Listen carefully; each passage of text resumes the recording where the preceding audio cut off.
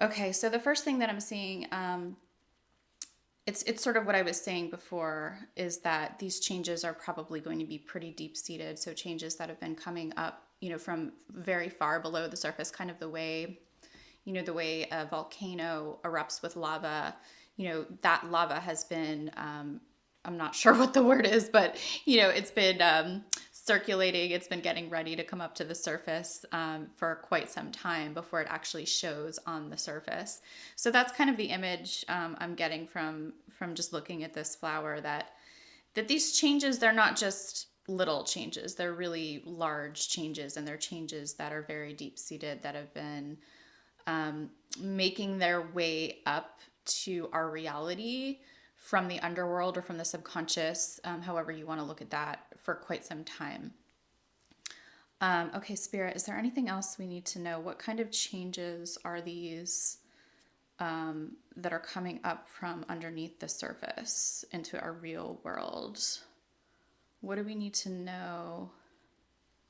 Okay, so I'm actually getting that they're very positive changes, that these changes for many, even though that they will be maybe a little bit dramatic. So, for example, these aren't changes like, I'm changing the color of my shirt or something. This is like, I'm, moving across the country, or these are changes like, I'm having a baby, or these are changes like I'm starting a new relationship, or these are changes like, you know, I'm starting a brand new track of my education. I'm going back to school. I'm going to get a new degree.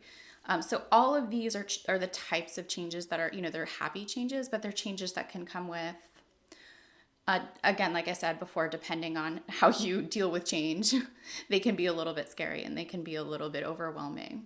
So, what I would recommend for you guys with these types of changes is to just, like, with what I always recommend to you guys, is to just tap into your intuition, drop into your body consciousness, drop into your heart, and see how they feel to you. Do they feel right? Do they feel aligned with your path?